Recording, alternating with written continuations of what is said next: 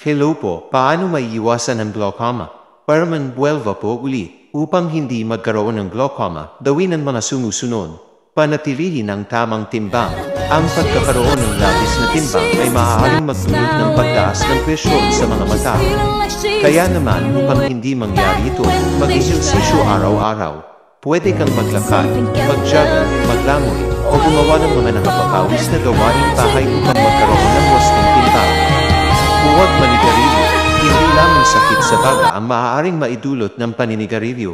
Maaari rin itong maapektuhan ang paningin. Sa paghit-hit ng sigarilyo, ang mga ugat ng katawan, kabilang na ang ugat ng mga mata, ay maaaring sumikip at panimulan ng glaucoma. Bawasan ang pag-inom ng kape. Bagamat ang kape ay epektibong pampagising, ang labis na pag-inom nito ay makasasama sa mga mata. Base sa pag-aaral, ang kape ay nakapagpapataas ng presyon ng mga mata na maaaring magresulta sa glaucoma. Iwasan tumaas ang presyon. Ang pagkakaroon ng mataas na presyon ay maaari ring magdulot ng glaucoma.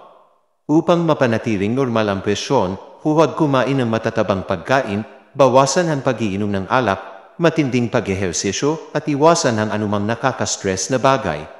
Protektahan ang mga mata mula sa araw. Ang matinding sikat ng araw ay posibleng magdulot ng pinsala sa mga mata. Upang maprotektahan ang mga mata, magsuot ng shades o sombrero. Kumain ng mga pagkain pampulinaw ng mga mata para hindi agarang lumabo ang mga mata. Kumain ng mga pagkain pampulinaw ng mga mata gaya ng isda, mani, prutas, gulay, itlog, at karne o lean meat. Uminom din ng maraming tubig upang hindi manuyo ang mga mata.